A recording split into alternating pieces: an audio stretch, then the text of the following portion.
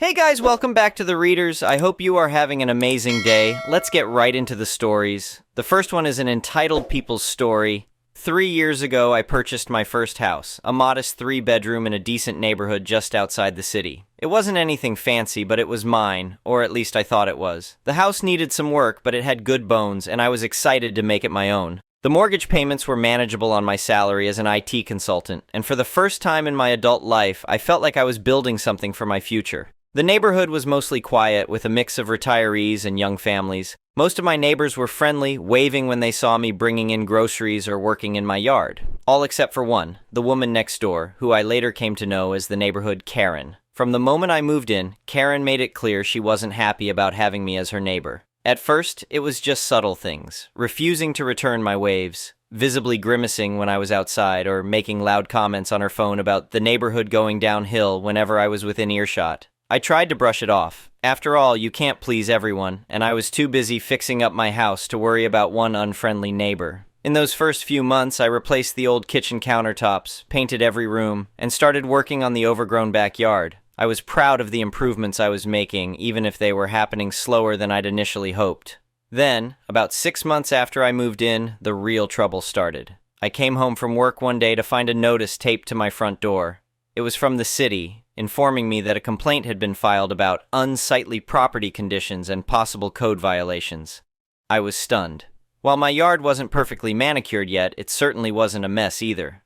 I was halfway through a landscaping project with new plants waiting to go in that weekend. As I stood there reading the notice, I heard Karen's door open. "Finally," she said loudly, not even pretending she wasn't talking to me. "It's about time someone did something about this eyesore." I turned to face her. "Excuse me?" "Your house," she said, gesturing dismissively at my property. "It's bringing down all our property values. Some of us have worked hard to maintain this neighborhood, and we don't appreciate newcomers ruining it." "I'm in the middle of improvements," I explained, trying to stay calm. "Rome wasn't built in a day." "Well, this isn't Rome, and you're not an emperor," she snapped. "This is a respectable neighborhood with standards." I didn't want to escalate things, so I just nodded and went inside. The next day, I called the city office to discuss the complaint. They sent out an inspector who found no actual code violations and told me not to worry about it. I thought that would be the end of it. I was wrong. Over the next few months, the complaints multiplied. Karen reported me for noise violations when I was using power tools during completely reasonable hours. She called animal control when my sister's dog stayed with me for a week, claiming it was dangerous and unleashed. It wasn't. She even reported my car as abandoned when I left it parked in my driveway while taking a business trip. Each time, officials would come out, find nothing wrong, and leave. But each incident meant time away from work to deal with inspectors, paperwork to fill out, and the growing stress of living next to someone who was clearly on a mission to make my life miserable. Then came the certified letter that nearly gave me a heart attack. It arrived on a Tuesday morning, requiring my signature. Inside was a formal notice, appearing to be from a law firm, stating that I was occupying the property illegally and needed to vacate within 30 days or face eviction proceedings. According to the letter, there had been a dispute in the chain of title, and I had no legal right to the property. My hands were shaking as I read it. I had done everything by the book when buying the house. I had a mortgage, proper documentation, and had even paid for title insurance. How could this be happening? I immediately called my real estate attorney, the same one who had helped me with the closing. He was as confused as I was and asked me to scan and email him the letter right away. Later that afternoon, he called me back.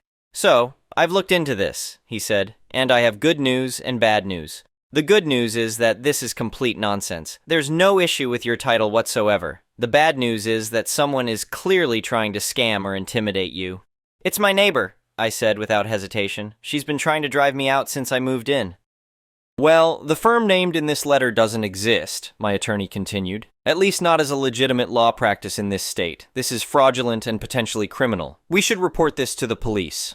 I filed a police report that same day, but without proof that Karen was behind the letter, there wasn't much they could do except take down the information. The officer advised me to install security cameras, which I promptly ordered online. The cameras were up by the weekend, and it didn't take long for them to prove useful. The very next Monday, I checked the footage from while I was at work and saw Karen walking up to my front door, examining the lock, and then walking around the house, peering in windows. The footage made my skin crawl. This wasn't just a grumpy neighbor anymore. This was someone invading my privacy and potentially planning something worse. I took the footage to the police station, where the officer who had taken my report agreed this was concerning behavior. He said they would send someone to talk to Karen, but warned me that without evidence of an actual crime beyond trespassing, there might not be much more they could do. True to form, Karen denied everything when confronted by the police. She claimed she was just checking on the property because she was concerned about squatters. The police warned her to stay off my property, but she seemed more annoyed than deterred. The next escalation came about a week later when I arrived home to find a locksmith at my front door. "Can I help you?" I asked, confused why someone would be messing with my lock. The man looked equally confused. "I was called to change the locks. The owner said the tenant was being evicted." "I am the owner," I said firmly. "Who called you?" He checked his work order. "A Mrs. Walters? She said she's the property owner and needed the locks changed immediately." Mrs. Walters, Karen's last name. Now she was actively trying to lock me out of my own home. "Call the police," I told the locksmith. "Right now. This woman is not the owner and she's committing fraud." By the time the police arrived, Karen had come outside, loudly insisting to anyone who would listen that she was acting within her rights because I was an illegal occupant of the property. The police officer, thankfully the same one who had taken my previous reports, was losing patience with the situation. "Mrs. Walters, do you have any documentation whatsoever showing that you own this property?" he asked. "I have the original deed right here," she said smugly, holding up a folded document. The officer took it, examined it, and then looked at her with a mix of disbelief and annoyance. "Ma'am, this is a printout of a blank deed form from the internet. It's not even filled out. This proves nothing." Karen's face reddened. "Well, I have other papers at home that prove it. He's squatting on this property. It belongs to my family." The officer had heard enough. "Mrs. Walters, I'm giving you an official warning. If you continue to harass this homeowner or attempt to interfere with his property, you will be arrested. Is that clear?" She stormed off without answering, slamming her door so hard I could feel the vibration from across the yard. After this incident, my attorney advised me to file for a restraining order, which was granted based on the pattern of harassment and the attempted illegal lockout. Karen was now legally required to stay at least 100 feet away from me and couldn't contact me directly. For a few weeks, things were blessedly quiet. I continued working on my house, installed additional security measures, and tried to put the whole uncomfortable situation behind me. But as it turned out, Karen wasn't done yet. She was just changing tactics. About a month later, I received another official-looking letter, this time from the county tax assessor's office, saying that my property taxes were severely delinquent and the house was at risk of being seized for a tax sale. This sent me into another panic until I called the tax office directly and confirmed that my taxes were completely current. I paid them through my mortgage escrow account and everything was in good standing. The letter, like the eviction notice, was fake. At this point, I was thoroughly fed up. I took the fake tax letter to the police as another piece of evidence of ongoing harassment, and they agreed to increase patrols in our neighborhood. I also consulted with my attorney about filing a civil lawsuit against Karen for harassment, emotional distress, and the various costs I'd incurred dealing with her false claims. As we were preparing the lawsuit, something unexpected happened. A real official notice appeared, not on my door, but on Karen's. It was a foreclosure notice. Apparently, while she was busy trying to drive me out of my home, she'd neglected to pay her own mortgage for quite some time. I'll admit, I felt a certain vindication seeing that notice, but I also recognized an opportunity. What would it take to buy her house at the foreclosure auction? I asked my attorney during our next meeting. He looked at me with surprise. "You want to buy your harasser's house? Are you sure about that?" "Absolutely," I said. "I know the house has good value. It's similar to mine, but on a slightly larger lot, and I can think of no better way to end this than by becoming her landlord." My attorney laughed. "Well, it would certainly be poetic justice. Let me look into the details for you."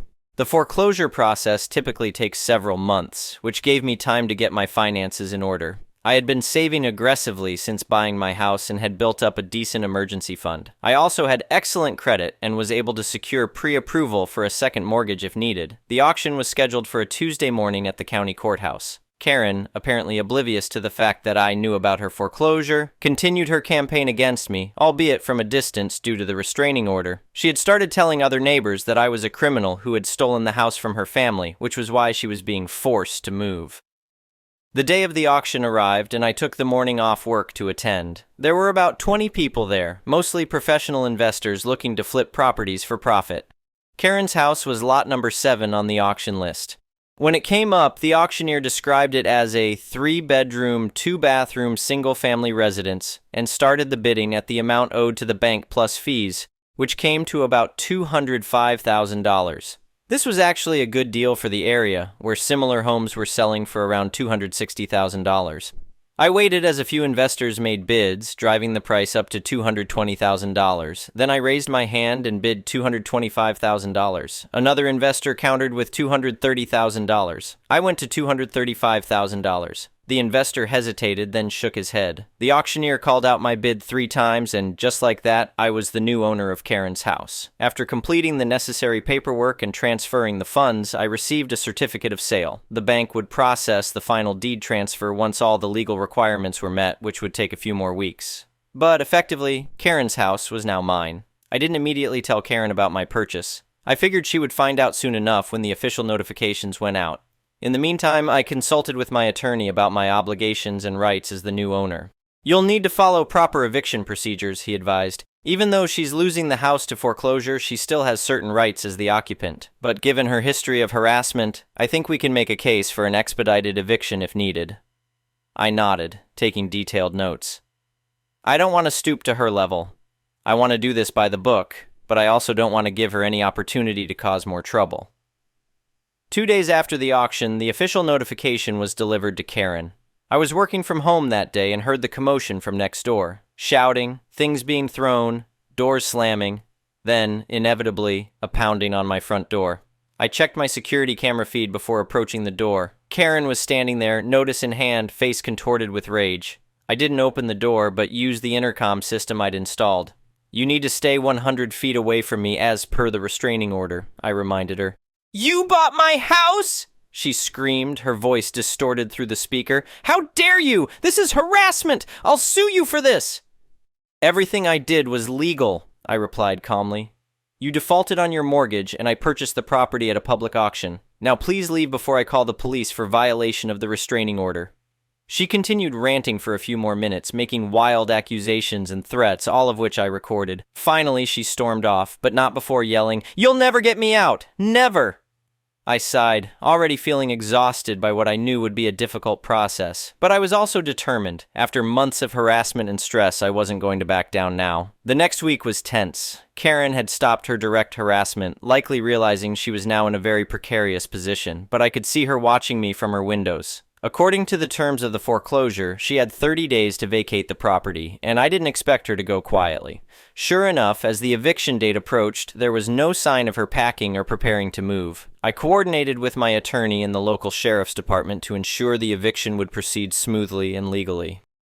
3 days before the deadline, I noticed moving activity next door. Through my security cameras, I could see Karen loading boxes into her car, but something seemed off about it. She was only taking small items, nothing substantial, and she kept looking around furtively as if checking to see if anyone was watching. My attorney advised me to do a drive-by inspection of the exterior of the property, staying in my car to maintain the required distance of the restraining order. What I saw concerned me. The front yard, previously well-maintained, was now littered with trash. The curtains were drawn on all windows, making it impossible to see inside. "I think she's planning to trash the place before leaving," I told my attorney. "Unfortunately, that's not uncommon in eviction situations," he replied. "But deliberate property damage could be considered criminal. Let's notify the sheriff's department of our concerns." The sheriff agreed to send a deputy to accompany us on the eviction day, in case there were any issues.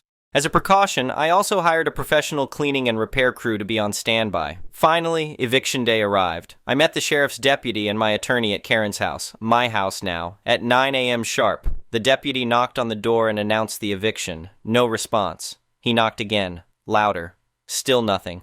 After following the required procedure and giving ample warning, the deputy used the master key provided by the bank to unlock the door. The smell hit us immediately. A mix of garbage, spoiled food, and something worse. Karen was gone, having apparently left sometime during the night, but she'd left a parting gift. The interior of the house was a disaster. Food was smeared on walls, holes punched in drywall, fixtures torn out, and what looked like human waste in some of the carpets. It was worse than I had imagined. The deputy documented everything, shaking his head in disgust. "This is definitely criminal damage to property," he said. "We'll file a report and you should press charges." My attorney took photos of everything for insurance purposes and potential legal action. The cleanup crew I'd hired took one look and immediately called for reinforcements, saying this was beyond a standard job. Despite the destruction, I felt a strange sense of calm. This was Karen's final act of defiance, but she was gone. The house was mine. And while it would take time and money to repair, it was still a good investment. And more importantly, the neighborhood would now be free of her toxic presence. The cleanup and repairs took almost 3 months and cost nearly $40,000, most of which was fortunately covered by insurance. During this time, I learned from other neighbors that Karen had moved in with her sister in another state. Good riddance. With the house finally restored, actually improved since I took the opportunity to update several features, I had a decision to make: sell it for a profit or keep it as a rental property. After careful consideration and consultations with a financial advisor, I decided to keep it. Within a month, I had found excellent tenants, a young doctor and her husband who had just moved to the area for her residency program. They were thrilled with the house and the neighborhood, and I was thrilled to have responsible, quiet neighbors. As for my original house, I continued the improvements I'd started before all the drama. With Karen gone, I found myself actually enjoying the neighborhood for the first time. Other neighbors who had kept their distance during the conflict now stopped to chat when they saw me outside. One elderly couple who lived across the street finally told me that Karen had been a problem for years, harassing multiple neighbors and even driving the previous owners of my house to move. They were grateful that someone had finally stood up to her. "We just didn't have the energy for that fight," the husband told me. "But you did, and the whole street is better for it." It's been about a year since all this happened. I'm still in my original house, happier than ever with my improvements, and my tenants next door have renewed their lease for another year. The rental income helps offset my mortgage, and the property values in our neighborhood have actually increased substantially. Sometimes I think about Karen and wonder if she learned anything from this experience. Probably not. People like that rarely do. But I learned plenty about standing up for myself, about the importance of documentation and legal advice, and about how sometimes justice comes in unexpected forms. I never set out to own 2 houses, and I certainly never planned to buy my harasser's foreclosed property. But life takes strange turns, and this one worked out pretty well for me in the end. I taught Karen a lesson, came out on top financially, and found peace in my home again. And really, that's all I wanted from the beginning. The next one is a malicious compliances story. A little bit of background before I share the story. Names changed to protect myself from retaliation, because my boss is that petty. The end of December, my old boss stepped down due to going to school, and our new boss took over. All of us were nervous as our old boss was not exactly the greatest, and the replacement was a stickler for the rules. I noticed an issue with some of how the tasks were assigned the first week of January. The new boss had assigned, let's call them Eric, a task that was impossible for them to do due to how tall they are, as we are required to take photos of equipment's gauges for the client, and said gauges were out of Eric's reach. I called the new boss in regards to the issue and informed them that I would gladly make sure the task would get done, so that the company would not get finned for incomplete tasks. Said boss told me not to do the task and that Eric should be able to handle it. I said, okay, put the phone down. Never thought of this issue again. 3 days ago, in the app we use to communicate as a team, boss was furious. Several tasks had not been completed and they needed reasons as to why. If you remember back to the start of January, I had asked my boss if I could take the tasks of someone else's hands to make sure they were done, and ironically, one of said weekly tasks was the one I offered to do. The others were not done as everyone had been shuffled around due to the termination of a coworker, and not everyone had been trained on the tasks they were asked to complete. Normally, I avoid even responding to posts or comments on said app. I only have it to grab my work schedule, and then I log out of it for the rest of the week. I even have the app's notifications disabled. However, she was blaming the team for not getting the tasks done and looking to scapegoat people, so for the first time, I decided to just let go and call out her hypocritical self out. I responded stating, at the beginning of January, I offered to do said task for you. You told me not to. I told you why I should do said task. You still told me not to, and now because said task is not done, you are in a state of panic. Not my task, not my problem. Boss is now maliciously ignoring my calls and avoids eye contact with me completely. Everyone, including the client, knows I offered to complete said tasks, and she literally has nothing to say to defend herself. Perhaps next time she will listen to what I have to say. The next one is an entitled parent story. I have an extremely complicated relationship with my mom.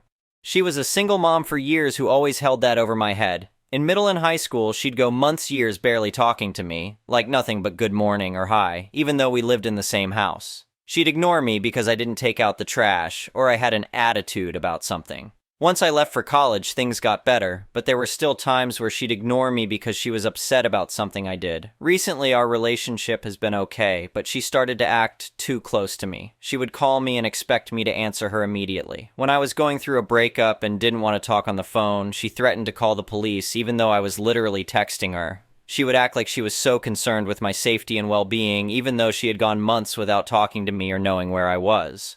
Recently, we both went to get our eyebrows microbladed while on a trip together. She booked the appointment, but I absolutely hated how mine's turned out. The artist did not listen to me and lied to me about the shape, completely ducking up my brows, so I left a review. The artist then messaged my mom and asked her to talk to me about removing the review as it was having negative impacts on their business. I refused, and since then my mom has been on a rampage. She's been ignoring me, and when my stepdad attempted to get us to talk on the phone today, she immediately started yelling and walking away, saying she can't handle my attitude. She called me arrogant and rude and is upset that she can't tell me to do something without me being defiant. My stepdad, even though he acknowledges that it's trivial, has always taken her side and enabled her behavior, and keeps telling me to take it down. I'm just not sure what to do at this point. I refuse to enable her and allow her to emotionally abuse me and get away with it. Everyone always expects me to bend it or will because she's my mother, and I have always end up having to apologize or give in to her demands. It's not fair that for our relationship to be steady, I have to do what she wants, when she wants.